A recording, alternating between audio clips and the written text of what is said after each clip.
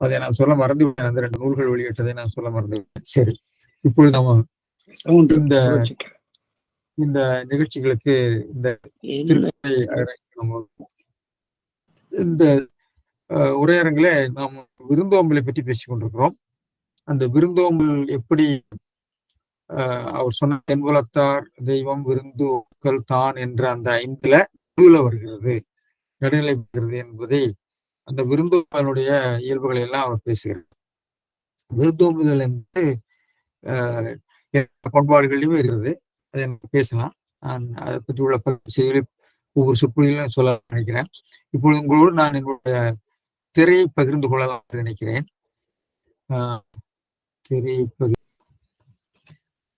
திருக்குறளினுடைய கருத்துக்களை பேசுவது கூட அதனுடைய இலக்கண அமைப்பு, அது எப்படி உரைகள் எழுதப்பெறுகின்றன, அதனுடைய நுட்பங்களை சொல்றதுதான் நம்முடைய முக்கிய நோக்கமாக இருக்கிறது. எனவே இந்த திருக்குறளையும் பார்த்தீங்கன்னா சாதாரணமான திருக்குறள், சாதாரணமான கருத்து, சாதாரணமான வாக்கியம் என்று கடந்து போகக்கூடிய ஒரு திருக்குறளில பெருமையாக வழக்கம் போல அதை பகுப்பாய்வு செய்து அதில் இருக்கிற நுட்பங்களை அவர் சுட்டி காட்டுவார். அப்படிப்பட்ட நான் கூட இது வேகமா போய்விடலாம் என்று நினைத்து படித்த போது நிறைய சிக்கல்கள் வந்தன. நிறைய இலக்கண ஆசிரியர்கள், மொழிகள் ஆசிரியர்களா இருக்கிறீங்க, எல்லார்ட்டையும் அகராதிகள் இருக்கிறார்கள், மாதேன் சார் வந்திருக்காருன்னு தெரியல, கேள்விகள் இருக்கிறன, பார்ப்போம். இன்றைக்கு நாம் பார்க்க இருக்கிற திருக்குறள் விருந்து புறத்ததா தான் உண்டல் சாவா மருந்தனும் வேண்டற்பாட்டான். விருந்து புறத்ததா தான் உண்டல் சாவா மருந்தனினும் வேண்டற்பாட்டன்று. ஒரு சாதாரணமான திருக்குறள் தான், எல்லாருக்கும் தெரிந்த திருக்குறள். 82வது திருக்குறள். 83 நாம் இன்றைக்கு பார்க்க போறோம். இதுல இதுக்கு 2 உரை சொல்லியிருக்கார் பரிமேலழகர். அவர் ஒரு உரை சொல்லிவிட்டு இன்னொரு உரையை சொல்லி இப்படி சொல்லுகிறார்கள், அந்த உரையை ஏற்றுக்கொள்ளலாம் என்று சொல்லியிருக்கார். அதுக்கு பிறகு அர்த்தாங்கீகாரம் என்று நம்ம முன்பு சொல்லியிருக்கிறோம். அதாவது உரை ஆசிரியர்கள் உரைகள் எழுதும்போது, அதாவது நமக்கு தமிழில ஒரு உரை மரபு அது சமஸ்கிருதத்திலே இருக்கிறது. சமஸ்கிருதத்துல இருந்து நம்ம படித்திருக்கலாம். சமஸ்கிருதத்துக்கு சமமாக அதுக்கு அதை ஒட்டிய ஒரு உரை மரபு நம்ம தென்னிந்திய மொழிகளில் தமிழில் தான் அதிகமாக இருக்கு. அத வியாக்கியானம் என்றெல்லாம் நிறைய சொல்லுவாங்க. அதுக்கு உரைகள், தொல்காப்பியத்திலேயே அதுக்கு சூத்திரங்கள் இருக்கின்றன. அது ஆங்கிலத்தில் ஹெர்மோனாட்டிக்ஸ்ன்னு சொல்றாங்க. பொருள் விளக்க முறை, பொருள்கோள் முறை என்று சொல்லி. அது மேல்நாடுகள்லயும் பைபிள் போன்ற நூல்களை ஆராய்வதற்கு அதை பெரிதாக வளர்த்துக்கிறார்கள். நம்ம இந்தியாவிலே நம்ம சமஸ்கிருதம், தமிழ்ல உரைமரபுகள் மிக விரிவாக இருக்கின்றன. அந்த உரைமரபுகள் மூலமாகத்தான் பழைய கால நூல்களை நாம் விளங்கிக் கொள்றதுக்கு முயற்சி செய்கிறோம். அந்த உரை வேறுபாடுகள் ஏற்படுகின்றன. இதை பற்றி நான் பேசியிருக்கிறேன். அந்த உரை வேறுபாடுகளின் காரணமாகவே தான் தத்துவங்கள் கூட பார்த்தீங்கன்னா, பிரம்மசூத்திரத்துக்கு சங்கரர் உரை எழுதுற போது அதுக்கு ஒரு தத்துவமாக மாறுகிறது. மாத்வர் எழுதுற போது ஒரு உரையாக இருக்கிறது. விசிஷ்டாத்வைதம் என்று ராமானுஜர் அதுக்கு உரை சொல்ற போது அவர் விசிஷ்டாத்வைதமாக சொல்ற. அப்போ ஒரே பாடத்துக்கு பல்வேறு விதமான கருத்து விளக்கங்கள் வருகின்ற மரபு நமக்கு பெரிய நீண்ட நெடிய மரபு இருக்கிறது. தமிழிலும் நாம அந்த அளவுக்கு, ஓரளவுக்கு, சமஸ்கிருத அளவுக்கு இல்லை என்று சொன்னாலும் ஓரளவுக்கு நம்ம இலக்கியங்கள் காலத்துல சைவ சித்தாந்தம் போன்ற நூல்களில பல உரைகள்லாம் எழுந்திருக்கின்றன. சரி, இப்போ இதுல 2 உரை சொல்றாரு, நாம் பார்ப்போம். முதல்ல சாதாரணமான திருக்குறள், விருந்து புறத்ததா தான் உண்டல் சாவா மருந்தனும் வேண்டற்பாட்டு. நேரடியான வாக்கியம் தான், அப்படியே ஒரு திருக்குறளாக அமைந்திருக்கிறது. மணக்குடவர் என்ன சொல்றாருன்னா, விருந்தினர் இற்புறத்தாராக, விருந்து புறத்ததாக, புறம் என்று சொன்னால் வீட்டுக்கு புறம், இல்புறத்ததாக தான் உண்டல், தானே உண்டல், ஏகாரம் பிறநிலை தொக்கு நிற்கிறது. என்ன திருக்குறள் வாக்கியத்துல பாத்தீங்கன்னா, நாம் பேசுற போதும் அல்லது எப்பொழுதுமே சில வாக்கியங்கள்ல சில கூறுகள் தொக்கு வரும். அதை விகாரத்தால் தொக்குதுன்னு சொல்லுவாங்க. அது பேச்சிலையும் இருக்கும். அது செய்யுள்ளதான் உடனே பலர் நினைச்சிட்டு இருக்கோம். நம்ம பேசுகிற போதும் நம்ம ஒரு கூறு, ஒரு இடைச்சொல்லோ அல்லது ஒரு கூறோ அது வெளிப்படாமல் நிற்கும். அதை நாம உணர்ந்து கொண்டுதான் பொருள் சொல்லுவோம். எனவே ஒரு வாக்கியம் என்பது வெளிப்படுகின்ற சொல் வடிவங்களுக்கு மேல சுப்ரா செக்மெண்ட்னு சொல்ல முடியாது, மறைந்து இருக்கக்கூடிய அல்லது உட்கொண்ட ஒரு கூறுகள் இருக்கும். அதுதான் நம்ம விவகாரம் என்று சொல்கிறோம். இப்போ இதுல விருந்து புறத்ததாக, தானே உண்டல், தான் உண்டல் தானே சாப்பிடுறது. சாவா மருந்தினும், சாவாமைக்கு உண்ணும் மருந்தே ஆயினும், மருந்தாயினும், மருந்தே ஆயினும் இருக்குன்னு நினைக்கிறேன். மருந்து ஆயினும், மருந்தேன்னு பெருமையாளர் கொள்வாரு. அது எடுத்து எழுதுற போது மருந்தே ஆயினும் என்று இருக்கிறதா, மருந்தாயினும் என்று இருக்கிறதா பார்க்கணும். நான் பார்க்கிறேன். மருந்தாயினும் தான் இருக்கு, மனக்குளர் இல்லை. சரி, மருந்தே ஆயினும்னு அவர் எடுப்பார். சரி, அதுவும் பிரிநிலையா எடுப்பார். வேண்டும் பகுதி உடைத்தன்று, வேண்டல் பாற்று பகுதி, வேண்டு வேண்டல் வேண்டும் எடுக்கிறாரு, பகுதி பால் பான்மை அன்றுன்னு பொருள் இருக்கார். நேரடியான பொருள், இதுல ஒன்றும் பிரச்சனை இல்லை. எப்படி சொல்றாருன்னு பார்ப்போம். சாவா மருந்து எனினும், சாவா மருந்து எனினும், அதாவது இவர் என்ன பண்றாருன்னா, இந்த மணக்குடவர் நேரடியாக அந்த குரல் கிடந்தவாறே பொருள் சொல்லியிருக்கிறார். ஆனால் பரிமேலழகருடைய பொருள்ல சாவா மருந்து எனினும், மருந்து சாவா மருந்து அப்படி இருக்கு, அமிழ்தம்னு பொருள் சொல்லியிருக்கார். சாவா மருந்து என்பது பெயரச்சி தொடர். ஆனா பெயரச்சி தொடரே அன்மொழி தொகையாக, பெரும்பாலும் தொகை சொற்கள் தான் 5 வகையான தொகையை நம்ம சொல்றோம்ல, தொகை காம்பவுண்ட் வேர்ட்ஸ் தான் அன்மொழியாக வரும். பகுவரின்னு சொல்லுவாங்க.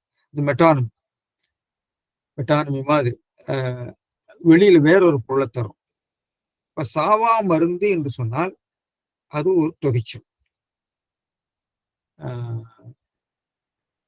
அது அமிழ்தத்தை குறிக்குது. எனவே சாவா மருந்து என்ற பெயரச்சி தொடரே நமக்கு அன்மொழி போல அன்மொழியாக வருகிறது. அன்மொழி தொகைன்னு சொல்லுவோம், அன்மொழி தொடர் என்று இருக்கிறது. எனவே தமிழில அன்மொழி தொகை போல அன்மொழி தொடர் என்ற ஒரு நிலையில இதெல்லாம் அமைத்துக் கொள்ள வேண்டும். அன்மொழி தொடர்களும் இருக்கின்றன. சரி, சாவா மருந்து அப்படிங்கிறதுக்கு உண்ணப்படும் பொருள் அமிழ்தமே எடுக்கிறார். அந்த இடத்துல நீங்க என்ன பண்ணணும்னா, உண்டல் சாவா மருந்தினுங்கிறது அந்த உண்டலை எடுக்கணும். உண்டல் என்பது உண்ணப்படும் பொருள். உண்டல் என்று சொன்னால் உண்ணுவது. உண்ணுவது என்பது உண்ணுகிற செயலையும் குறிக்கலாம், உண்ணப்படும் பொருளையும் குறிக்கலாம். நீ உண்ணுவது சோறு, நீ உண்ணுவது நன்றாக இருக்கிறது பார்ப்பதற்கு, அது உண்ணுவது ஆபாசமாக இருக்கிறது என்று நாம் பேசுகிறோம். அப்போ உண்ணுவது என்பது செயலையும் குறிக்கலாம், உண்ணுவது என்பது அது அந்த செயற்படும் பொருளையும் குறிக்கலாம். இங்க உண்டல் என்பது வழக்கமாக உண்டல் என்பது தொழிற்பெயராக வரும்போது நாம் நினைப்போம் உண்டல் என்பது நவுன் ஆயிடுது, நாமினலைஸ்ட் ஆயிடுச்சு. அது அந்த மற்ற காலத்தை உணர்த்தாத இத்தகைய அல் தல் போன்ற தொழிற்பெயர்கள் செயலை மட்டும்தான் குறிக்கும்னு நாம் நினைக்கிறோம். ஆனா அப்படி இல்லை. தொழிற்பெயர் எல்லாமே எப்படி காலங்காட்டும் தொழிற்பெயர்கள் காட்டுகிற மாதிரி எல்லா காரகத்தையும் சுட்டும் என்று இலக்கண விளக்கம் போன்றவற்றில சொல்லியிருக்கிறார். கரைசல்னு சொன்னா, கரைசல்னா கரைபடுகின்ற பொருள், அது செய்யப்படும் பொருளை குறிக்குது. கரைசல்னா கரைசலாக இருக்கக்கூடிய தொழிலை மட்டும் குறிக்கல. உளறல்னு சொல்றோம், நீ பேசாத உளறலா இருக்கும் பேச்சு அப்படின்னா அந்த இடத்துல உளறல்ங்கிறது உளறுதல் என்ற வினையை குறிக்காமல் உளறுதல் என்ற அந்த அவனுடைய பேச்சை குறிக்கும். புலம்பல், உன்னோட புலம்பல் செய்கலை, இதெல்லாம் அவனோட புலம்பல். இந்த பாட்டெல்லாம் புலம்பல்னு சொல்ற போது சேப்பு விழிக்குது. அது போல உண்டல் என்பதை பரிமேலழகர் என்ன பண்றாரு, 2 இடத்துக்கும் கொண்டு போறார். உண்டல் சாவா மருந்தினும், அதனால உண்டல் என்ற உண்ணப்படும் பொருள் அப்படின்னு எடுக்கிறார். உண்ணப்படும் பொருள் அமிழ்தமே எனினும், எனவே சாவா மருந்தினும் உண்டல் சாவா மருந்தினும் அமிழ்தமே எனினும் ஆனாலும் கிடைக்கும். ஒரு கன்ஜங்ஷனா பயன்படுத்தி, ஆனாலும் விருந்து பொறுத்ததா தான் உண்டல், தன்னை நோக்கி வந்த விருந்து, விருந்து புறத்ததாக, விருந்து என்பது தன்னை நோக்கி வந்த விருந்து. விருந்து என்றால் பெயர் சொல், புதிதாக வந்தவர், அவர் தன்னை நோக்கி வந்தவர். வந்த விருந்து புறத்ததாகனா எதுக்கு புறத்ததாக, இதெல்லாம் நீங்க பிராக்கெட் பண்ணிக்கணும். தன் இல்லின் புறத்ததாக, தன் இல்லின் புறத்ததாக. இந்த தன் இல்லின், தன்னை நோக்கி வந்த என்பதையெல்லாம் நீங்க இட்டு நிரப்பிக்கொள்ள வேண்டும். அந்த வாக்கியத்தை முற்றுவிக்கிறதுக்கு நிரப்பிக்கொள்ள வேண்டும். புறத்ததாக தானே உண்டல். பாருங்களா, அமிழ்தமே எனினும் ஏகாரம், அது சிறப்பு ஏகாரமாகவும் எடுக்கலாம், பெருநிலையாகவும் எடுக்கலாம். தானே அது பெருநிலை. உண்டல், மறுபடியும் உண்டல் கொண்டு வர்றார். உண்ணுதல், உண்ணுதல். இப்போ உண்ணுதல் எழுவாக வருகிறது. வேண்டற்பாட்டு அன்று, விரும்புதல் முறைமை உடைத்து அன்று. உண்பது விரும்பும் முறைமை உடைத்து அன்று. வேண்டல் பாற்று, விரும்புதல் தன்மையை முறைமையை உடைத்து அன்று. எனவே குறிப்பு வினைமுற்றாக எடுத்து அன்று என்பதை குறிப்பு வினைமுற்றாக முடித்திருக்கிறார். வேண்டுகின்ற விரும்புதல் முறைமையை உடைத்து, பாற்று தன்மைத்து என்ற ஒன்றன்பால் குறிப்பு வினைமுற்று. வேண்டத்தக்கது அன்று என்று இன்றைக்கு நாம் சொல்லலாம். வேண்டத்தக்கது அன்று. வேண்டத்தக்கது என்று என்பதை நாம் வேங்கோளாகவும் சொல்லலாம். இது விருந்து பொறுத்ததா, உண்டல் சாவா மருந்தெனினும் விருந்து பொறுத்ததா, விருந்து பொறுத்ததாக, அதாவது தான் உண்டல் சாவா மருந்தெனும் விருந்து பொறுத்ததா உண்டல், சாவா மருந்தெனினும் விருந்து பொறுத்ததா தான் உண்டல். அதாவது உண்டல் சாவா மருந்தெனினும் மறுபடியும் விருந்து பொறுத்ததா தான் உண்டல் வேண்டற்பாட்டு என்று அது வந்து நம்ம அதுக்கு வினை முடிவு காட்ட வேண்டும். பரிமையாளர் பொருள் சொல்லி இருக்கிறதுக்கு உண்டல் என்பது இரு இடத்துல. இதுக்கு தீவகாணின்னு நம்ம வழக்கமா சொல்லுவோம். தீவகம்னு சொன்னா ஒரு சொல்லை அங்கேயும் முன்பும் பின்னும் நினைத்துக்கலாம். சமஸ்கிருதத்தில் தீவகம் சொல்லுவாங்க, தமிழ் விளக்கணின்னு சொல்லுவாங்க. திருக்குறள்ல இந்த விளக்கணி ரொம்ப செயல்படுகிறது. அதாவது ஒரு சொல் முன்னும் பின்னும் 3 இடத்துல வரும்.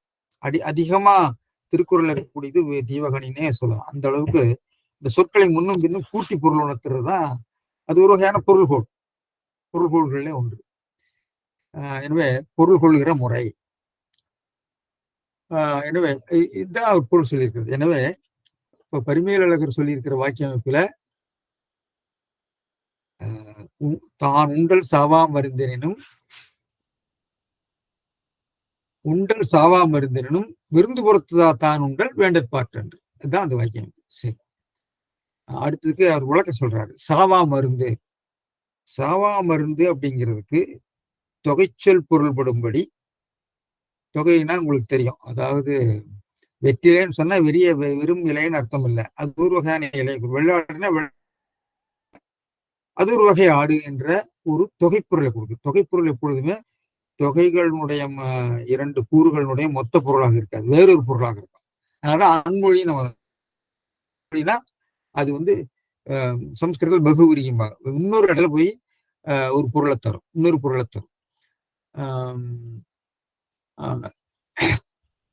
இப்ப கருஞ்சட்டைகள் சொன்னா கருஞ்சட்டை அணிந்தவரை மட்டும் குறிக்காது, கருஞ்சட்டை போட்டிருக்காருன்னு அர்த்தம். கருஞ்சட்டை வீரர்களை குறிக்கலாம். அப்பொழுது அது வந்து அன்மொழியாக வருகிறது போல. இப்போ அது பெரும்பாலும் தொகை சொற்கள் பெயர் தொகை சொற்கள் தான் இருக்கும். இங்க நம்ம அன்மொழி தொடர்களும் இருக்கின்றன என்பதை நாம் பார்க்கிறோம். இது பெயரச்ச தொடர். பெயரச்ச தொடர் எப்படி அது விளக்குறது? சாவாமைக்கு காரணமாகிய மருந்து. The medicine which is source for immortality. சாவாமைக்கு காரணமாகிய மருந்து. சாவாமைக்கு காரணமாகிய மருந்து, சாவா மருந்து. இது பெயரச்சி தொடர்கள்ல ஒரு வகை. இந்த பொய்யா விளக்கு மாதிரி, பொய்யாமையாகிய விளக்குங்கிற மாதிரி சாவாமைக்கு இது காரணமாகியன்னு வர்றதுனால இது வந்து உங்களுக்கு 3ஆம் வேற்றுமை பெயரச்சி தொடர்கள் நம்ம இந்த விளக்குவார். சாவாமைக்கு 4ஆம் வேற்றுமைக்கு, அது 4ஆம் வேற்றுமைக்கு அதற்கு பொருட்டு, சாவாமையின் பொருட்டு ஆகிய மருந்து, சாவாமைக்கு பொருட்டாகிய மருந்து என்று 4ஆம் வேற்றுமை பொருளோட வருகின்ற பெயர் சாய்வு. சரி, இப்படின்னு சொல்லிட்டு, ஆனா அமிழ்தம் தான் அங்க பொருள் சொல்லியிருக்காரு. இங்க அடுத்த இன்னொரு உரையை சொல்றேன். இன்னொரு உரையை வந்து யார் சொல்றாங்கிறது பாத்தீங்கன்னா, அது வந்து நம்ம பரிப்பெருமாள் போன்றவர்கள்லாம் சொல்றாங்கன்னு நினைக்கிறேன். அவர் யாரை நினைச்சு சொல்றாருன்னு தெரியல. ஆனா அவர் சொல்றது விருந்தியின்றியே ஒருகால் தான் உண்டலை சவாமருந்து என்பார் உணராயினும் அதனை ஒழிக என்று உரைப்பினும் அமையும். இதான் இரண்டாவது என்று உரைப்பினும் அமையும். அதாவது இதுக்கு வேற மாதிரியும் பொருள் சொல்லலாம் என்று சொல்கிறார். அதாவது விருந்து புறத்ததா அப்படின்னு சொன்னா விருந்து இன்றியேன்னு அர்த்தம். புறத்ததாக, அதாவது விருந்து இல்லாமலே, அதாவது நம்ம சொல்லலாம் அதற்கு புறமே, மலையாளத்தில் அதுன்னு புறமேன்னு சொல்லுவாங்க. அது அல்லாமல், அது அல்லாமல், பொருள். அதாவது இந்த புறத்ததா என்பது ஒரு வினை அடை பொருள்படுகின்ற வித்தவுட் இன்றி என்ற பொருள்பட வருகிறது. இதுக்கெல்லாம் நீங்க லெக்சிகன்ல பொருள் இல்லை. இது இந்த மாதிரி தொடர்களுக்கெல்லாம் பொருள் நம்ம எழுதணும். உரையாசிரியர்களுக்கு பொருள் சொல்லியிருக்காங்க, நம்ம பேச்சில் இருக்குது. அதுக்கு அதுக்கு அதற்கு மேலே, அதுக்கு புறம்பாகன்னு சொல்லுவோம். அதுன்னு மலையாளத்துல அதற்கு புறமே, அதற்கு புறமேன்னு சொல்லுவாங்க. அதுன்னு புறமேன்னு மலையாளத்தை சொல்லுவாங்க. அதற்கு புறமேனா அது அல்லாமல், நான் இதுவரைக்கும் சொல்லி வந்த காரணங்கள் இல்லாம அதுக்கு புறமே இந்த காரணத்தையும் சொல்லலாம் என்று சொல்கிற போது அது இல்லாமல் என்று வருகிறது. அந்த அர்த்தம் எடுக்கிறேன். எனவே புறத்ததா அப்படிங்கிறது விருந்தினர் இன்றியே புறத்ததாக என்பதற்கு, புறத்ததாக என்ற வினைச்ச தொடருக்கு, அதாவது வினையடை தொடருக்கு இன்றி என்ற பொருள் உண்டு, வழக்கில் இருக்கு. அதை எடுத்திருக்கேன். இன்றியே ஒரு கால் தான் உண்டலை, அது இந்த இடத்துல பாத்தீங்கன்னா இரண்டாவது பொருள்ல உண்டல் சாவாமருந்து, உண்டலை உண்டல் சாவாமருந்து, நீ சாப்பிடுறது உன்னோட உயிரை வச்சு உயிர் போகாம இருக்கிறது, அது என்னங்கிறத நான் பிறகு பார்க்க சொல்றேன். அப்போ நீங்க உங்க கையில ஒண்ணுமே இல்லை, உங்க உயிர் பிழைக்கணும், வீட்டுல ஒண்ணுமே இல்லை, கஞ்சி குடிச்சாதான் உயிர் பிழைக்கும். அப்போ ஒருத்தர் விருந்தினர் வந்துடுறாரு. அப்பொழுது நீ இதை சாப்பிட்டாதான்ப்பா உயிர் பிழைப்பேன்னு சொல்லக்கூடிய நிலைமையில கூட அந்த உண்டலை சாவா மருந்து என்று சொல்லுவார் உளராயின். எனினும் என்பதுல முதல் இதுல எனினும் என்பது ஆனால் என்ற ஒரு இடைச்சொல் பொருள் வந்து, இங்கே எனினும் என்பதற்கு என்பார் உளராயினும், என்பார் உளராயினும் என்று ஒரு வினையச்ச பொருள்பட சொல்கிறார். இந்த எனினும் என்பது ஆனால் என்ற பொருள்பட வரும்போதும் என்பார் உளராயினும் என்ற பொருள்பட வரும்போது ரெண்டுமே இடைச்சொல்லாகத்தான் இருக்கிறது. அதாவது எனினும் என்ற வினையச்சம் இலக்கணாக்கம் பெற்று என்று எப்படி நான் வருவேன் என்று சொன்னேன், நான் வருவேன் எனினும் எனினும் தாமதமாகும் என்று சொல்கிற போது ஆனால் என்ற பொருள் வருகிறது. அது நல்லது எனினும், அது கெட்டது எனினும் அதை செய்கின்ற, அது கெட்டது என்று சொன்னாலும் என்று இரண்டாவது பொருள் வருது. இரண்டுமே எனினும் என்ற வினையச்சத்திலிருந்து வினையாக்கம் இலக்கணாக்கம் பெற்ற இடைச்சொற்கள்.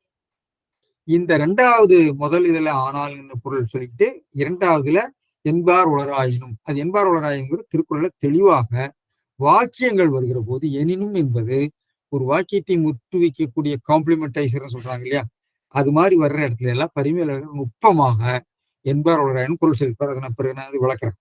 எனவே உளராயினும் அதனை ஒழிக, அதாவது அப்பா நீ இந்த உணவை சாப்பிட்டா தான் உயிர் பிழைப்ப என்று சொல்லக்கூடிய ஒரு உணவு இருக்கிற போதும் விருந்தினர் வெளியே இருக்கிற போது இல்லாமல், விருந்தினர் இல்லாமல் சாப்பிடக்கூடாது, விருந்து இல்லாமல் சாப்பிடக்கூடாதுன்னு ஒரு பழமொழி.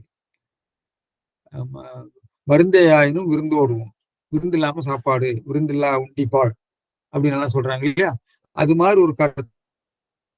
உளராயினும் அதனை ஒழிக. வேண்டற்பாற்று அன்று, வேண்டற்பாற்று என்பட்ட மொத்த தொடருமே வேண்டத்தக்கது அல்லது அன்று என்று சொன்னால் அது மொத்தத்துல அது வேங்கோல் பொருள்படுகின்ற ஒழிக என்று உரைப்பினும் அமையும் என்று பொருள் சொல்றாரு. எனவே ரெண்டு பொருள் சொல்லியிருக்காரு. ரெண்டு பொருள் சொல்கிற போது திருக்குறளுடைய சொற்களுக்கு வேறு வேறு பொருளும் வேறு வேறு இலக்கண குறியீடுகளும் பெறுகின்றன. இதுதான் முக்கியம். இதுல ரெண்டாவது பொருள் அவர் ஒத்துக்கொள்றதை சொல்லுவாங்கன்னா அர்த்தாங்கீகாரம். நான் முன்பே சொன்னேன், இத காரியத்திற்கு அவர் யார் சொல்லியிருக்கிறாரு. அதாவது இன்னொரு பொருளும் சொல்லுவது அர்த்தாங்கீகாரம், இன்னொருவருடைய பொருளை சொல்றது பட்சாந்திரம், மறுப்பு அப்படிங்கிறது தூஷணம். இது சமஸ்கிருதத்தில் சொல்லக்கூடியது. இங்க அறாழி அந்தனங்கிறதுக்கு அறவாழி என்று பிற ஒரு இறைவனுக்கு வாக்குவாரும் உளர் என்று சொல்றது பட்சாந்தர், வேறொரு கருத்து. மலர்மிசை என்று கூறுவார். இன்னொரு தாமரை மேல் நடந்தான் என்ற அந்த கதையை நோக்கி சொல்லுவார் உளர் என்பதெல்லாம் பட்சாந்தரம். இன்னொன்று மறுப்புனா ஒரு உரையை சொல்லி இந்த உரை பொருத்தவே பொருந்தாதுன்னு பல இடங்களில் மறுப்பார். அது பேர் தூஷணம்னு சொல்றாங்க. அது மறுப்பு.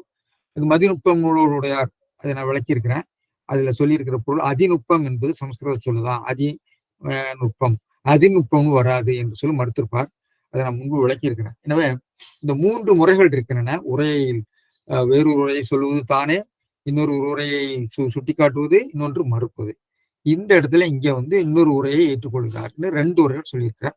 இந்த 2 உரைகளுடைய இலக்கண நிலை என்னங்கிறது மறுபடியும் நான் கொஞ்சம் விரிவாக விளக்குறேன். எனவே இவை 2 பாட்டானும் விருந்தோம்பியின் சிறப்பு கூறப்பட்டது. முதல் திருக்குறளையும் இருந்தோம்பியில் வாழ்வது, இது இந்த திருக்குறளையும் விருந்து பொறுத்ததாத்தானுங்கிற சிறப்பு சொல்லப்பட்டார்.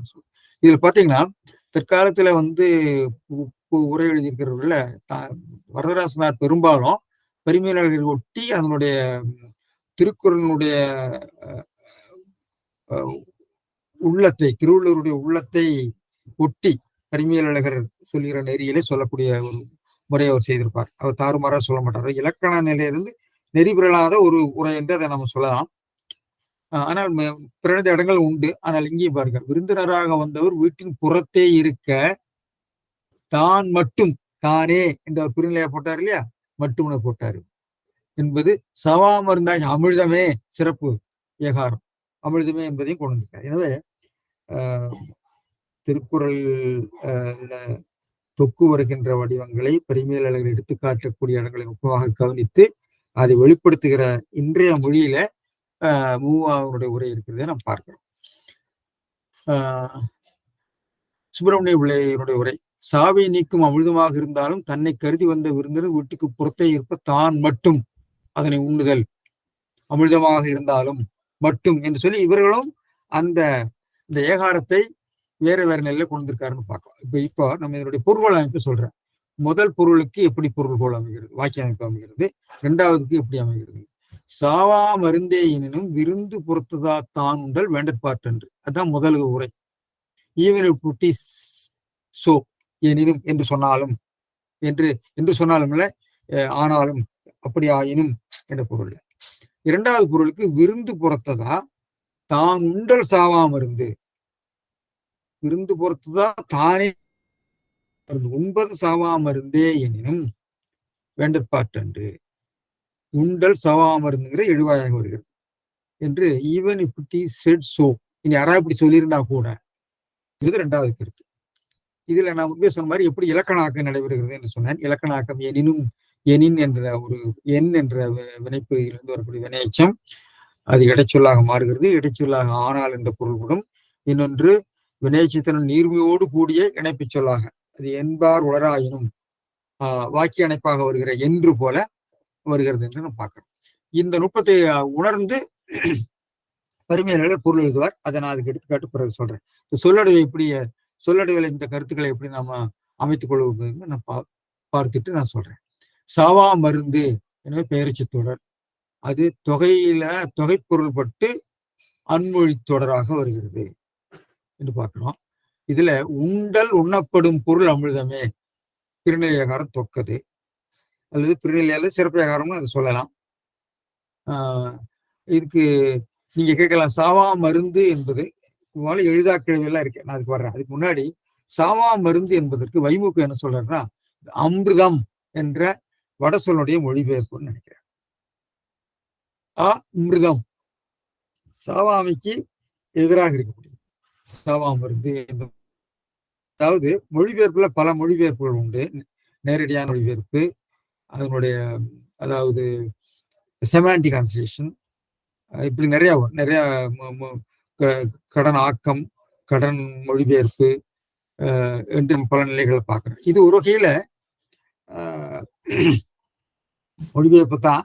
அதுல ஒரு வகை மொழிபெயர்ப்பாக எடுத்துக்கொள்ள வேண்டும். நேரடி மொழிபெயர்ப்பா அல்லது கடனாக்கமா என்று நாம் பார்க்கணும். சரி, இதை அர்த்தாங்கீகாரம் என்று, அர்த்தாங்கீகாரம் 2வது ஒரு திருக்குறளுக்கு ஒரு பொருள் சொன்னார் இல்லையா, அதாவது ஒரு கால் தான் உண்டலை சாவா மருந்து சாப்பிட்றதே உன்னை உசுரை வச்சுக்கிறது என்று சொல்லக்கூடிய யாராவது சொல்லுவாங்க. இந்த ஒரு கருத்து சொன்னார் இல்லையா, அதுக்கு இந்த அர்த்தாங்கீகாரமாக சொன்னார். அதாவது இன்னொரு உரையாக சொன்னார். அதுல அது பெயரச்ச தொடர் தொகைப்பொருள். அது அதுக்கு அர்த்தம் என்ன சொல்றாருன்னா, சாவாமதுன்னா சாவாமைக்கு காரணமாகிய மிருத சஞ்சீவனி அப்படிங்கிற தொடருடைய மொழிபெயர்ப்புன்னு சொல்றாரு.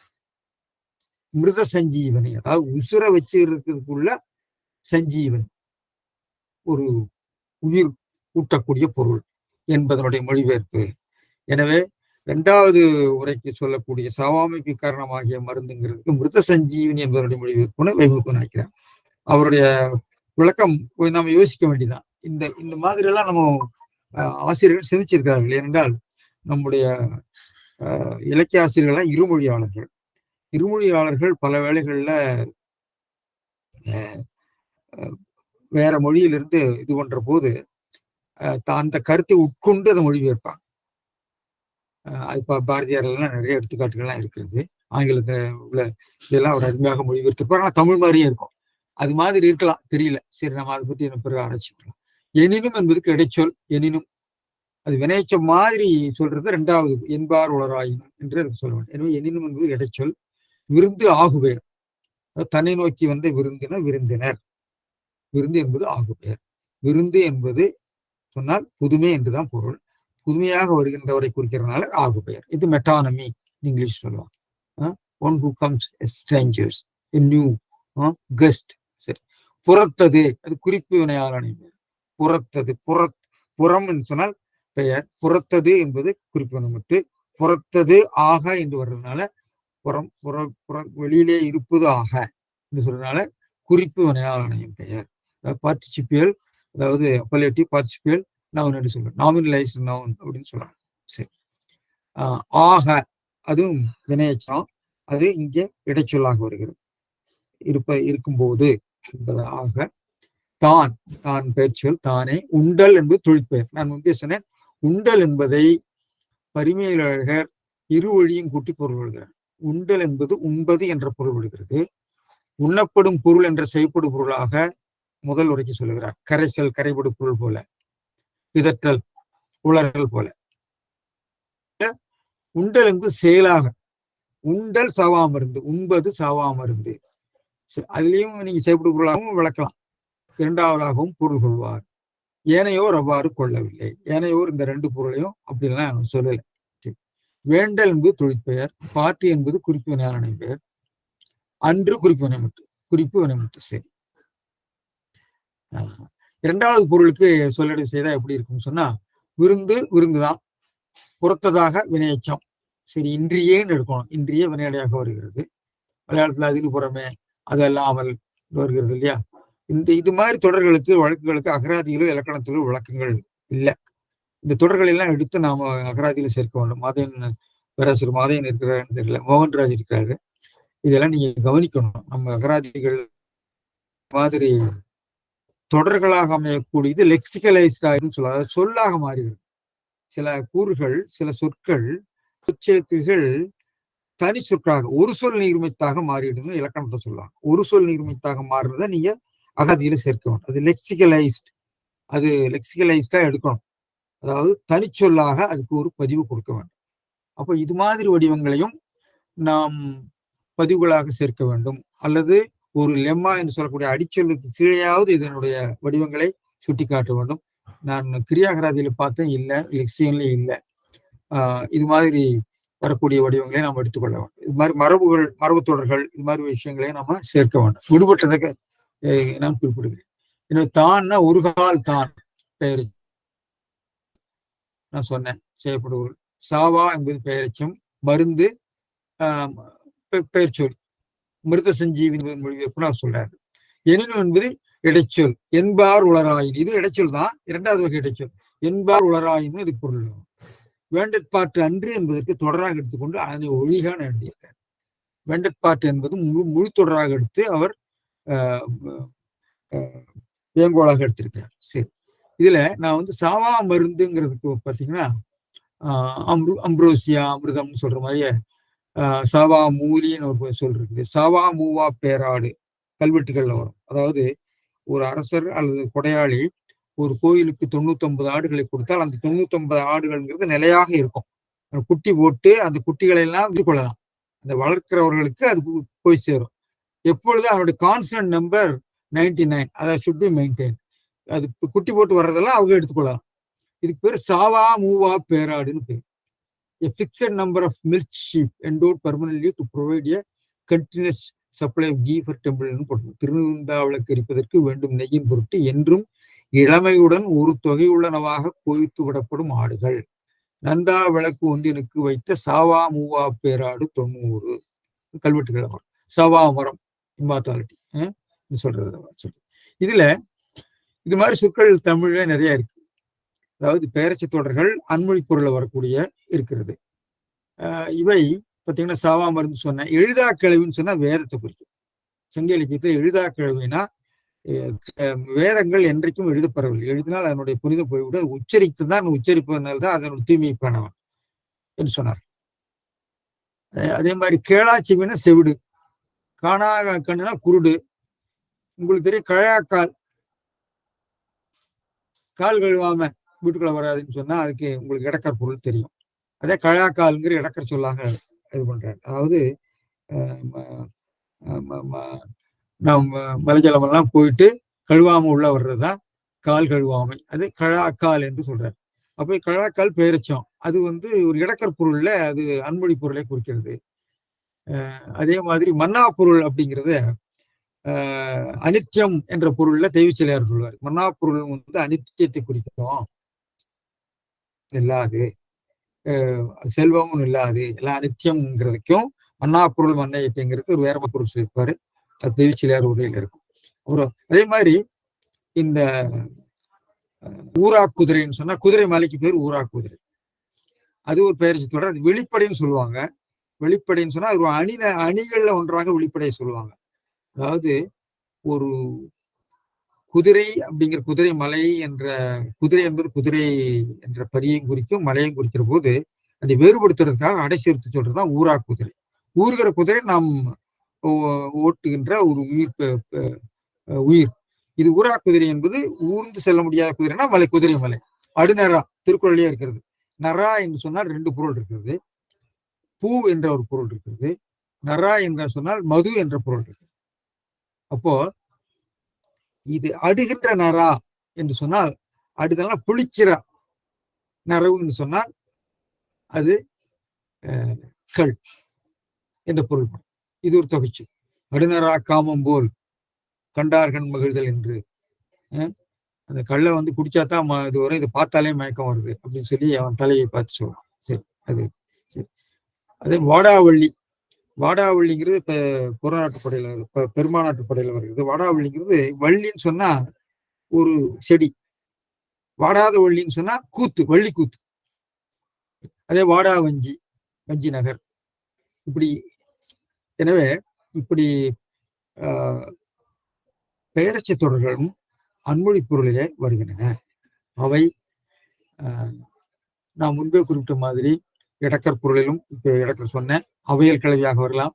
அணிநலம்பட கூறுதலும் உண்டு. ஈஃபமிசமாக அதான் வெளிப்படைன்னு சொல்றாங்க. எனவே இந்த அன்மொழி தொடர்கள்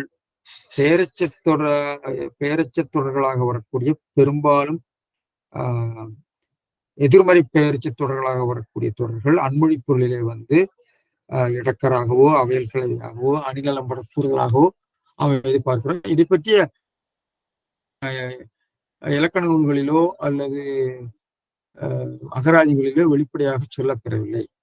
இதெல்லாம் நாம் தொகுத்து சேர்க்க வேண்டும். சரி, இதெல்லாம் நம்முடைய படிக்கிற மாணவர்களுக்கும் ஆசிரியர்களுக்கும் உதவியாக இருக்கும். அடுத்தது இந்த அமிழ்துங்கிறத அமிழ்தம், அமிழ்து என்று திருவள்ளுவரை பயன்படுத்துகிறார். ஆனால் இங்கே அவர் சவா மருந்து என்று உருவற்பன் மொழியாக ஆண்டிருக்கிறார் என்பதையும் நாம் பார்க்க வேண்டும். சரி, அதாவது உருது ஒரு உயிர் தெளிப்பத்தி என்றலான் பேதைக்கு அமிழ்தன் என்றன தோல் அமிழ்தினும் மாற்ற இனிதே அங்கனத்துழுக்க அமிழ்து, இதெல்லாம் திருக்குறள் இருக்கிறது. இப்படி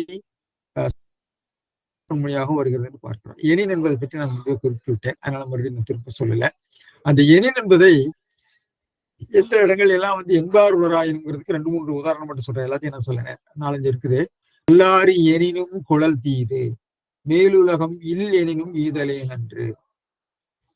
ஏற்றல் வீட்டுலகிற்கு நல்ல நெறி என்பார் உளராயினம் என்று சொன்னாலும், பெரும்பாலும் வாக்கியத்தை கொண்டு முடியக்கூடிய போது நல்லாரி என்று சொன்னாலும், இல் என்று சொன்னாலும், நன்றாக ஆக்கம் பெரிது என்று சொன்னாலும் என்றெல்லாம் இப்படி சொல்லியிருப்பாரு. வாய்மை எனப்படுவது யாது எனின் என்று கேட்டால், இப்படி நிறைய இடங்கள் இருக்கிறது.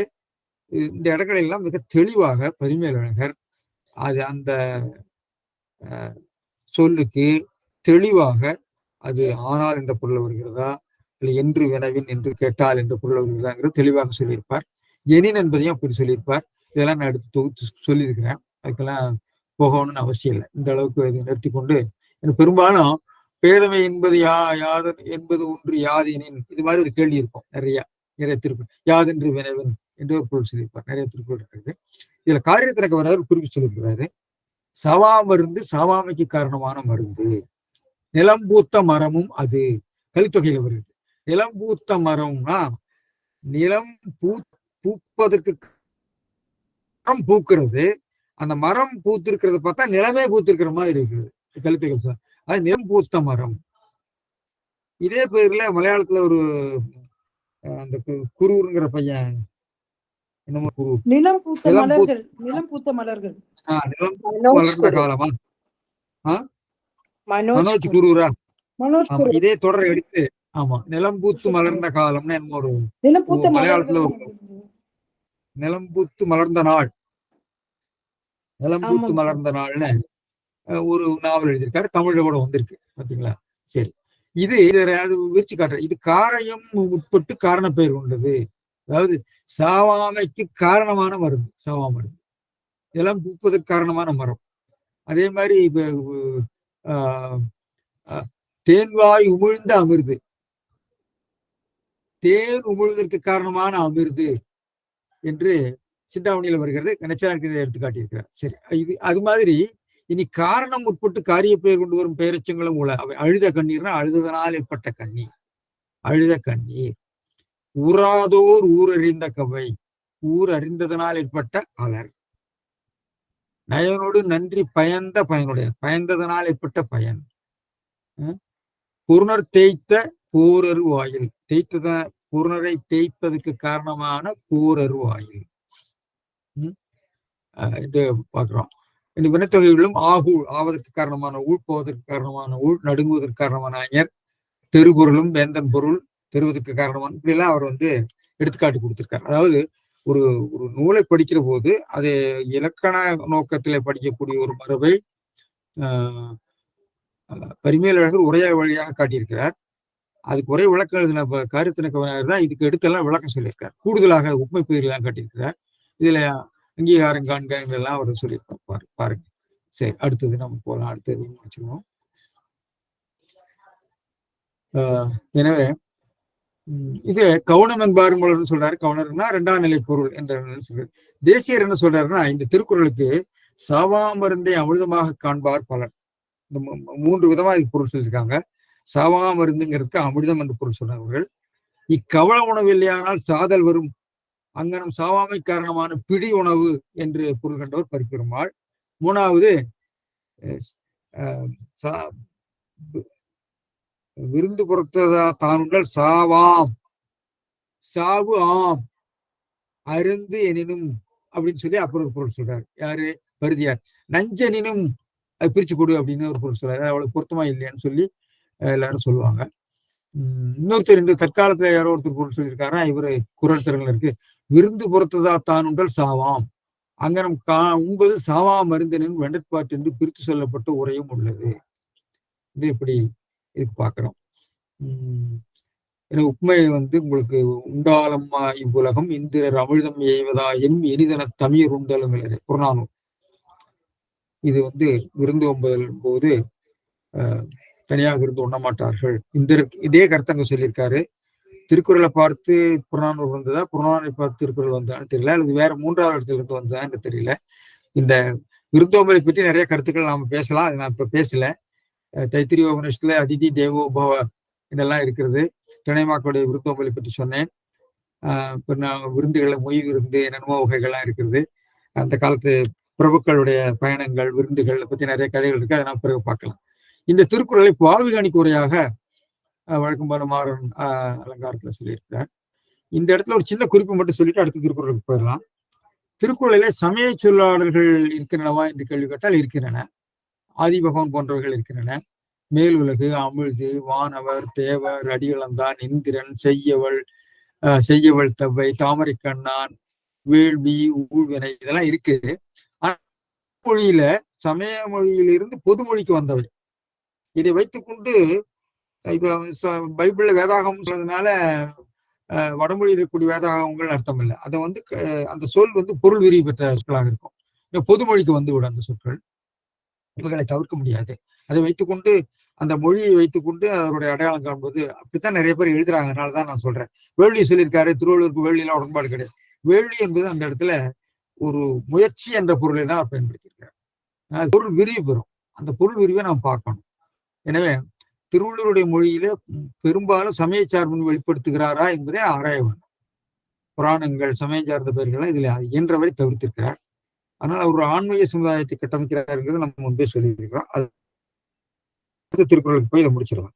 அடுத்தது, வருவிருந்து வைகளும் ஓம்புவான் வாழ்க்கை பருவந்து பாழ்படுது. ஏன்னா இதெல்லாம் சாதாரணமான கருத்துக்கள் தான். ஆனால் அழகு கூட சொல்லியிருக்கக்கூடிய திருக்குறள். வருவிருந்து வைகளும் ஓம்புவான் வாழ்க்கை பருவந்து பாழ்படுதல் என்று. வருவிருந்து வைகளும் ஓம்புவான் வாழ்க்கை பருவந்து பாழ்படுதல் என்று. மணக்குளூருக்கு என்ன சொல்றாரு? நாடோறும் வந்த விருந்தினரை, வரு விருந்துங்கிறதுக்கு வினத்தொகை, வந்த விருந்தினர், வருகின்ற விருந்தினர், வரும் விருந்தினர் பொருள் சொல்லலாம். ஏன் வந்த விருந்தினரை போற்றுவானது ஆக்கம், வருத்தமுற்று கேடுபடுவதில்லைன்னு பொருள் செய்கிறார். இதுக்கு இதில் குறித்துக் கொள்ளுங்க. இதை பத்தி நான் ஒரு விளக்கம் இருக்கு, அதை நான் சொல்றேன். பரிமேலழகர் என்ன சொல்றாரு? வருவிருந்து வைகளும் ஓம்புவான் வாழ்க்கை, தன்னை நோக்கி வந்த விருந்தை, வரு விருந்துங்கிறதுக்கு வந்த விருந்தை, நாள்தோறும் புறந்தருவானது இல்வாழ்க்கை. வைகளும் நாள்தோறும் அர்த்தம். ஓம்புவான் புறந்துவான், பேணுவானுடைய வாழ்க்கை. வாழ்க்கைன்னு இல்வாழ்க்கை. வாழ்க்கை என்பது இல்வாழ்க்கை. இல்வாழ்க்கையினுடைய சில வேளைகளை நாம கிருஷ்ணசாமின்னு ஒரு பேர் இருந்தனா 2-3 சாமி இருந்தா தெரியாது. இல்லாட்டி சாமி இருக்காரா அப்படின்னு கேட்போம் இல்லையா? அது மாதிரி வாழ்க்கைன்னு சொன்னா இல்வாழ்க்கை எடுக்கும். பருவந்துனா பருவரல். பருவந்துனா நம்ம உடல்ல பருவந்து குரல் இருக்காங்க பிற்காலத்துல. பருவரல் என்பது பருவர, பருவா, பருதல் அப்படிங்கிறது ஒரு தொகைச்சொல். அது கெடுதல் அர்த்தம். நல்குறவான் வருந்தி கெடுதல் இல்லை வாழ்படுதல் என்று. நாள்தோறும் விருந்தோம்புவானுக்கு அதனால் பொருள் தொலையாது மேன்மேல் கிடைக்கும் என்பதாம் குறிப்பிச்சல். வரதராசனார் என்ன சொல்றாரு? தன்னை நோக்கி வரும் விருந்தினரை வரும் விருந்தினரை எழுதியிருக்காரு. இவரு நிகழ்கால பொருள் எழுதியிருக்காரு. இது இறந்த கால பொருள் தான் எழுதணும். நிகழ்கால பொருள் எழுதக்கூடாது. அதுக்கு வேற பொருள் விடும். ஏனென்றால் பெர்ஃபெக்டிவ் மீனிங், நம்முடைய இறந்த கால வடிவங்கள் ஒரு செயல் முற்றுவித்த தன்மையை குறிக்கும். பெர்ஃபெக்டிவ்ங்கிறதுக்கு நமக்கு தனியா சொல்றோம்.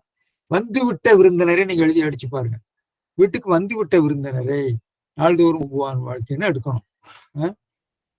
எனவே வரும் விருந்தினரைன்னு இவரும் எழுதியிருக்கிறாரு இளங்குமரனாரும். விருந்தினரை நாள்தோறும் போற்றினோட வாழ்க்கை துன்பத்தால் வருந்தி கெட்டு போவதில்லை. சரி, வாக்கிய அமைப்பு இது ஒரு ரொம்ப நேரடியான வாக்கிய அமைப்பு. வருவிருந்து வைகளும் ஓம்புவான் வாழ்க்கை பருவந்து பாழ்படுதல் என்று. இதுல நம்ம பேசும் மாதிரி வருவிருந்து வினைத்தொகை, தன்னை நோக்கி வந்த விருந்தைன்னு பரிமையாளர் குரல் இருக்காரு. பிற்கால உரை ஆசிரியர்களை வரும் விருந்தினர் சொல்றாங்க, வருகின்ற விருந்தினர் சொல்றாங்க. தன்னவாணி தேசியர் போன்றவர்களை வருகின்றன்னு சொன்னாதான் சரியா இருக்கும்னு சொல்றாங்க. அது சரியில்லை. வைகளும் நாள்தோறும் ஓம்புவான் ஆனது அது வினையாணையம் பெயர். வாழ்க்கை இல்வாழ்க்கை அதனுடைய ஒரு குறுகிய வடிவம். பருவந்துங்கிறது வினைய. பருவரல், பருவந்து, வருந்தி. திருக்குறளை பருவந்துங்கிற நிறைய இடத்துல பயன்படுத்துற. பசப்புரு பருவரல், பருவரலும் பைதலும் காணான் திருக்குறள் இருக்கிறது. கண்ணின் பசுப்பு பருவரல் எய்கின்றே. எனவே பருவரல் என்ற தொழிற்பெயர் வடிவம், பருவந்து என்ற வினைச்சி வடிவம் இருக்கிறது. பருவரார் என்ற வடிவம் இருக்கிறது திருக்குறள்ல.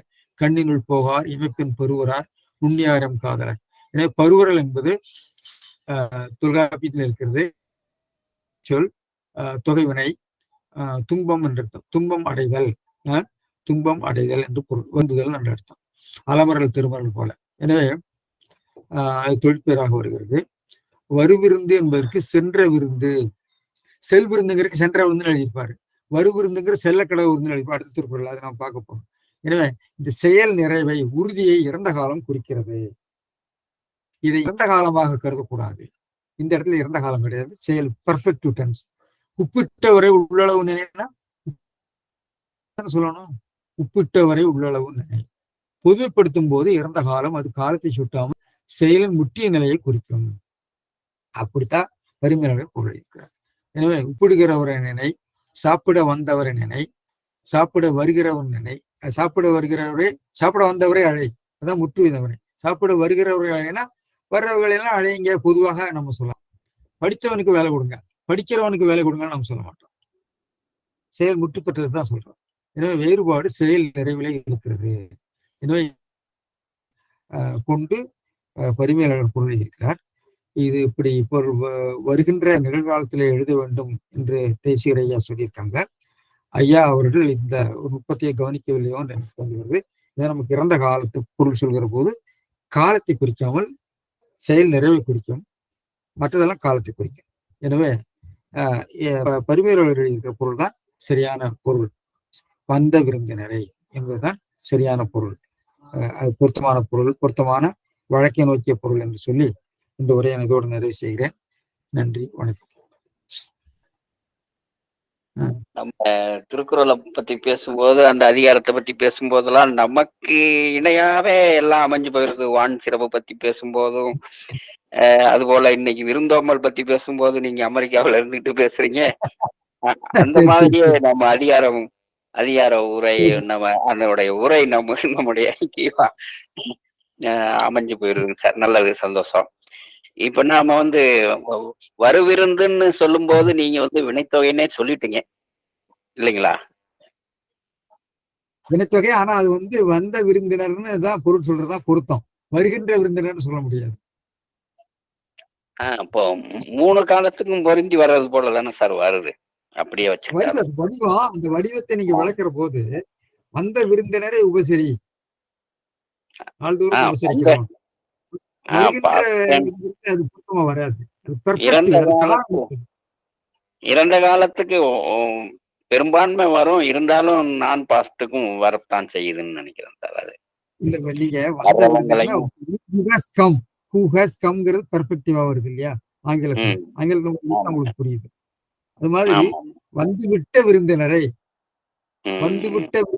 கவனிக்கிறவன் எடுக்கணும். வருகின்ற விருந்தினர்னா எப்பொழுதுமே வந்து கொண்டு அந்த நிகழ்ச்சி அப்பொழுதுதான் நடக்குதுன்னு அர்த்தம். அது காலத்தை உணர்த்தி விடுறாங்க. வந்தாங்கிறது வந்துவிட்டு எந்த பொருள்ல வருகிறது என்பது என்னுடைய கருத்து. அதைத்தான் பரிமையாளர்கள் தெளிவாக வந்த என்று எழுதியிருக்கிறார். சரி சரி, நன்றி. அப்ப நம்ம இறந்த காலத்திலேயே ஒரு பெர்ஃபெக்டிவ் சென்ஸும் உள்ளடங்கி இருக்கிறதுன்னு சொல்றேன். அதுதான் நான் உங்ககிட்ட கேட்கிறேன். அதை நீங்க கொஞ்சம் ஆராய்ந்து சொல்லுங்க. பார்க்கலாம் சார். ஊறுகாயில தான் வழக்கமா கொடுக்கக்கூடிய தொகை ஊறுகாய் தான். பெரும்பாலும் ஊறுகாய் எப்பவுமே ஊரிய காய் தான். அந்த மாதிரி அதிகமா பெரும்பான்மையே அப்படி வந்துருது இறந்த காலத்துல.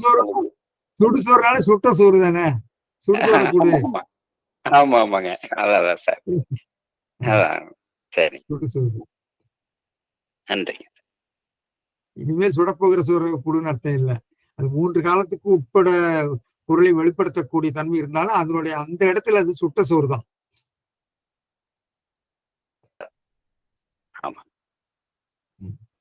அதை யோசிங்க. சரிங்க சார், சரி.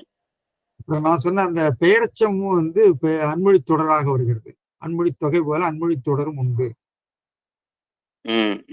சரிங்க சார். அதாவது வெகுவிரின்னு சமஸ்கிருதத்துல சொல்றாங்க. அது வேறொரு பொருள் உணர்த்துறது. எந்த 2-3 சொற்கள். அதனாலதான் அன்மொழி ஆகுபெயர்கள்லாம் அப்ப பெருமையாளர் பல இடங்கள்ல சொல்லுவார். அதாவது வேற எதுவும் சொல்லுவாரு, அந்த 54 வரும் ஒரு இடத்துல. நான் பார்த்து சொல்றேன். அது ரெண்டுமே ஒன்னா தோணாதுங்களா சார்? அன்மொழி தொகையும் அன்மொழி தொடரும். நீங்க ஒரே பொருள்நிலையில வருது. சாவா மருந்து அமிர்தம்னு சொல்லிட்டோம்னா தொகையாயிருது இல்லையா அது? ஆமா சார். இப்போ நாம ஓடா குதிரைன்னு சொல்லி வச்சுக்கிட்டோம்னு சொன்னா, நொண்டி இப்போ குதிரைன்னு அர்த்தம். ஓடா ஓடாமல் இருக்கின்ற குதிரை அப்படியே விரிச்சும் வரும்போது நாம தொடராக்கிடலாம். 2 சொல்ல தொடராக்கிடலாம். மட்டும் வச்சுக்கிட்டு பார்க்கும்போது நமக்கு வந்து அத தொகையாக்கிக்கலாம். அத விரிச்சு நீங்க பார்க்கும்போது தான் நமக்கு தொடர் கிடைக்குது. இல்ல இப்போ ஓடா குதிரைங்கிறது இந்த குழந்தைகள் வந்து விளையாட்டு குதிரை இருக்குல்ல, ஆமாங்க. அதை ஆமா. குறிச்சதுன்னா உங்களுக்கு அன்மொழி ஆயிருதுல்ல. இல்ல அந்த அந்த அந்த 2 சொல்லையும் வச்சுக்கிட்டே நாம தொகையாவும் பார்க்கலாம், தொடராவும் பார்க்கலாமே அப்படின்றேன். அது மாதிரி. அதான் தொகையை பற்றி யோசிக்கலாம். உள்ள ஒரு டெபினிஷன் வந்து 2 சொற்கள் தொடர்ந்து வருவது, 2 சொற்கள் வேறொரு பொருளை உணர்த்துறது, ம். இப்படின்னு பல டெபினிஷன் இருக்கு இல்லையா? அதுல யோசிக்கலாம். சரி. பெரும்பாலும் தொகை என்பது ஆஹ், பெயரும் வர்றதான் தொகைன்னு நம்ம சொல்லிட்டு இருக்கிறோம். வினைத்தொகையில அது ஆமா. வருது. ஆமாங்க. வினைத்தொகையினுடைய விரிவாகத்தான் நீங்க இந்த எதிர்மறை தொடர்களை எடுக்கணும்.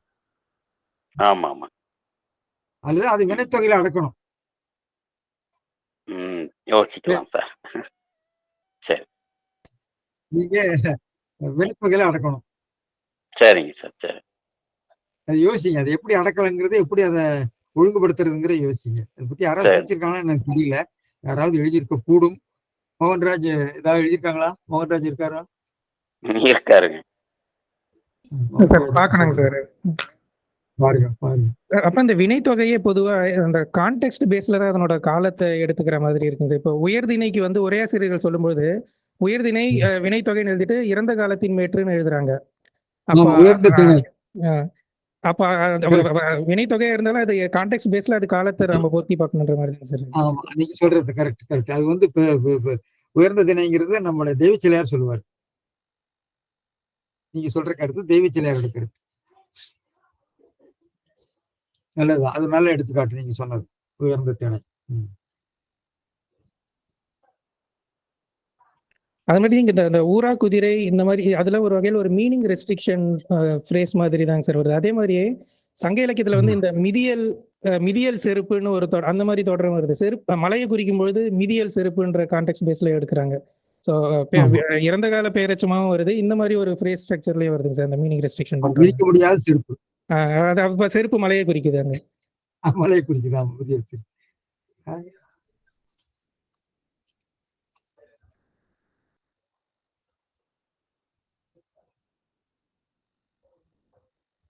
என்னவோ என்கிட்ட கேட்கணும்னு ஏதோ சொல்லிங்களா சார்? இதுதான் சொன்னேன். இதை நீங்க கவனிங்கன்னு சொல்றதுக்கு இந்த விஷயத்த. அப்ப இதே மாதிரி இந்த வந்து லெக்சிகலைஸ்டா, அதாவது தனிச்சொல்லாக ஒரு சொல் நிர்மித்தாக வருகிற என்ட்ரி எல்லாம் வந்து நம்ம அகராதிகள்ல வரல. மோகன்ராஜ் அது மாதிரி வந்திருக்கான்னு கவனிங்க. சில வந்திருக்கு, நம்ம ஆட்கள் கவனிச்சிருக்காங்க. சில கவனத்துக்கு உட்படாமல் போயிருக்கும். இதெல்லாம் சேர்க்க வேண்டும் நான் நினைக்கிறேன். அது சேர்க்கணும் சார், சேர்க்கணும். சில இணைஞ்சு வரும்போது சொற்களாவே வந்துருது. அடிச்சொல்லா ஒரு சொல்லிக்காக வருகிற போது சேர்க்கணும் இல்லையா? நம்ம பேராசிரியர் மாதிரியை காணும். ஏன்னா 2ஆ பிரிச்சோம்னாக்கும் மீனிங் கொடுக்காத அளவுக்கு போயிடுற போது நாம ஒன்னா சேர்த்து அங்க பொருள் கொள்றதுதான் சரியா வரும். திருக்குறள்ல வேற வார்த்தைகள் அந்த மாதிரி இருக்குங்களா? இருக்கேம்மா, வேற இருக்கும் போல் இருக்கேம்மா. நான் கவனிக்கல. நீங்க பாருங்களேன் கொஞ்சம். இது மாதிரி எதிர்மறை சொல் வருதுன்னு நினைக்கிறதும் நான் தேடிட்டு இருந்தேன். அது கவனம் கொஞ்சம் சரி போச்சு. ஏதோ ஒரு இடத்துல வருது அப்படி. கழாக்கால் இருக்குல்ல, கழாக்கால் சொன்னல, கழாக்கால் இருக்க. கழாக்கால்ங்கிறது உங்களுக்கு வந்து டேபு கிடைக்கிற சொல். சவா மருந்து, கழாக்கால் 2 சொன்னேன். இன்னும் வேற இருக்கலாம்னு நான் நினைக்கிறேன். சங்க இலக்கியத்துல எழுதா கற்புன்னு வேதத்தை குறிச்சு வருது. நான் சொல்லியிருக்கேன். எழுதா கற்பு நான் சொன்னேன். எழுதா கிளவி, எழுதா கற்பு.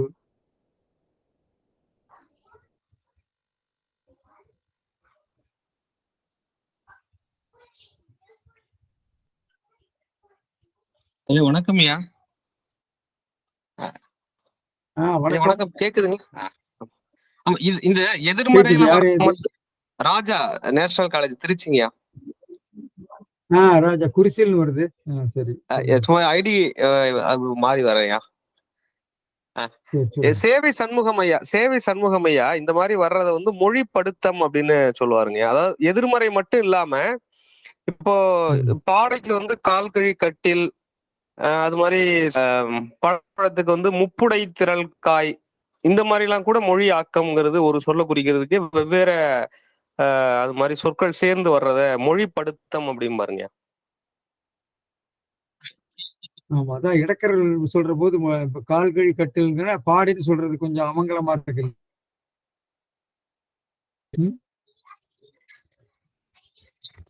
தலையில்லாத கமலம் இடக்கரை சொல்றது. அதுக்கு ஒரு எடுத்துக்காட்டு நான் பார்த்தேன். இதுல ஏதோ ஒரு இலக்கண நூல்ல கொடுத்திருந்தாங்க. தலையில்லாத கமலம்னா மலமா.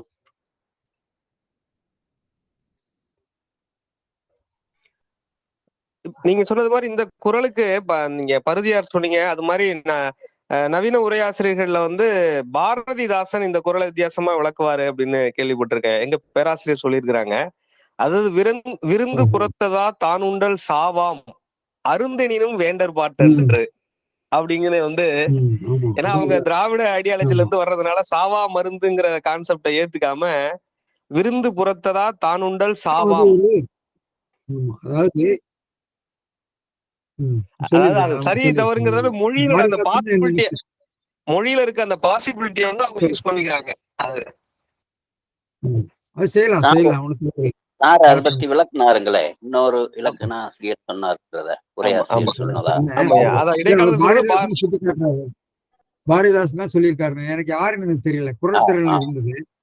அது கொடுத்திருந்தாருன்னா தெரியாது. பார்க்கலாம். இப்படி நிறைய சொல்லுவாங்க. இவர் எழுதிப்பாருன்னு நினைக்கிறேன். தேசியம்